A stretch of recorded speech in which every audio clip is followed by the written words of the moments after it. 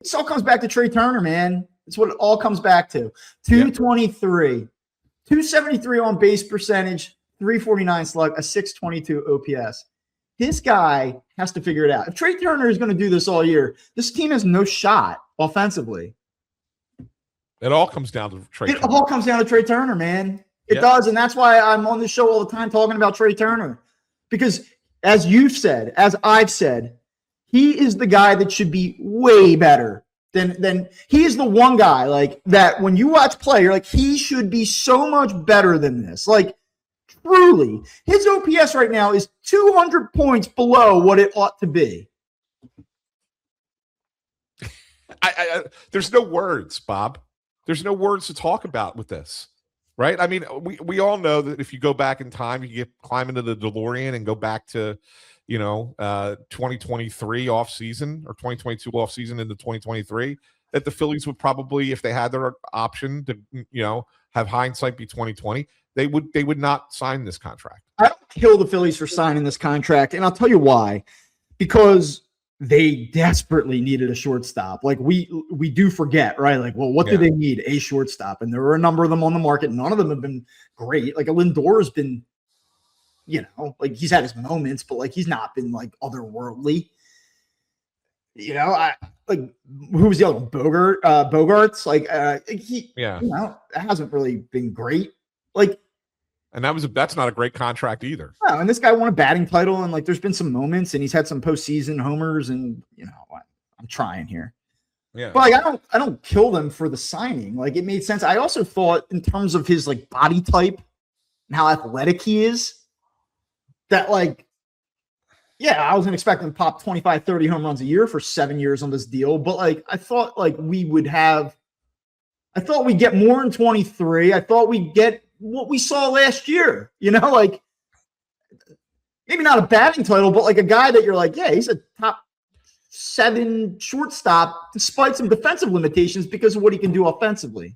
Yeah, no, this is as bad a 2-month stretch as I think Trea Turner has had in his career, and that includes the time in 23 when he was really scuffling and we had to lead up to the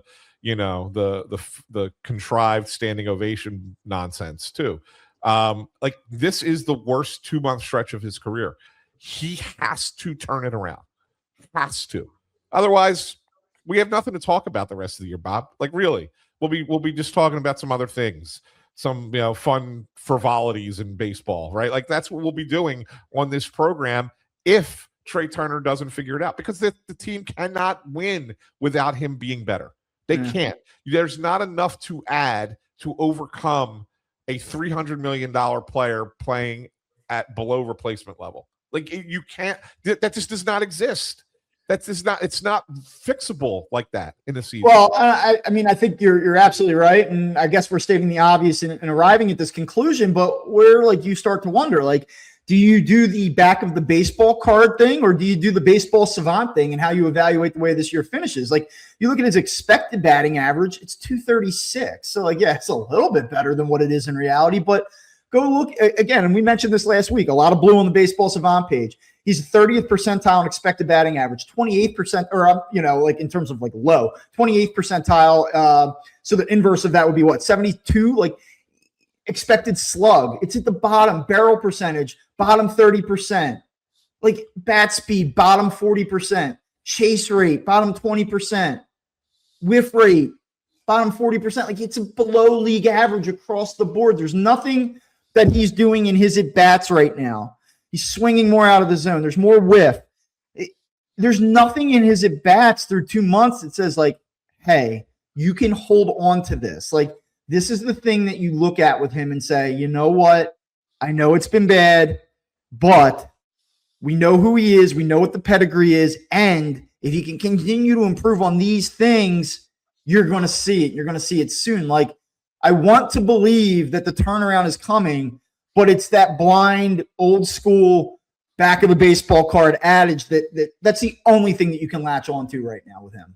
Yeah, look, sometimes I'm okay with that. Sometimes I'm okay with latching on to past performance as being an indicator when a guy is struggling. my concern here is, Bob, is that we've seen this before and it took a long time. Now, we've not seen it this bad, but we've seen him struggle before and it take a long time for him to get out of it. So is that the thing that we're supposed to like?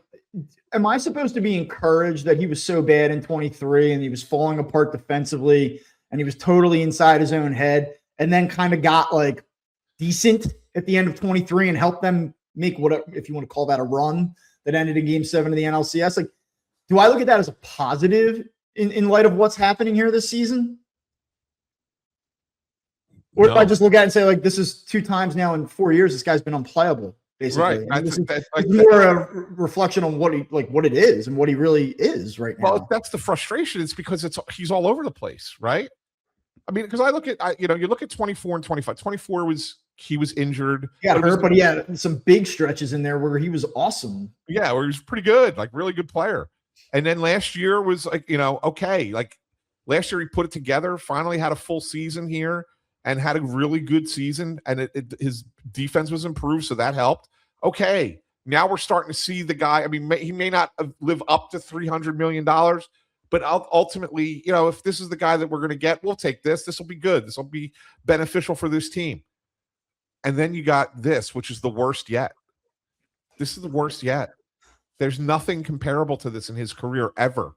And I wonder if that's part of the problem, Bob, is that, we talk a lot about young players, right? When they have to fail for the first time and realize, how do you get through failing and kind of figure it out, because that, baseball's a lot of failure and you got to figure that part out. And that's how you become a good player. Okay, fine. But what do you do when you're a 11-year veteran and you're having the worst year you've ever had in your life at the sport that you play? How do you respond to that? And like that ultimately might be the thing that we need to start diving into more down the road, because there might not be an answer for that. This could just be what it is. And that would be horrible for the Phillies. Do you look at this with him and say, well, the reality is he's not producing right now, and the reality is if he doesn't, we're not going to be successful despite whatever else it is that we may do. Therefore, we have to continue to bat him at the top of the order and just sink or swim with it. Like, this is the best we can do up here, and he needs to figure it out, and we're not going to pivot. Or do you continue? And there was a little jolt when they moved him out of the leadoff spot last week in San Diego, and just because he didn't have a good weekend against the Dodgers doesn't mean that maybe he's not going to figure it out. Like, give this a little bit more run. It's only been 6 games since they take him out of the leadoff spot, and there's been some signs of life, I guess. But do you continue to just roll him at the top of this order for another month because you kind of have to, given that there's really no other options? Or do you say, like, let's sink him? That's the thing. Like, what do you do? Like, let's say you said, all right, let's move Trea Turner down. Like they did that in 23, right? They moved him down the lineup. Mm-hmm. But at least in 23, you had other guys going well that you could move them up the lineup. Yeah. Right. Who are you putting up the top of the lineup? Who are you putting up there? Like, there's no one else. You can't go three straight lefties, like, and put Marsh somewhere up there. Like, you just can't. You have to. Turner is the guy of all the right-handed hitters who you sit there and go, yeah, he should be better.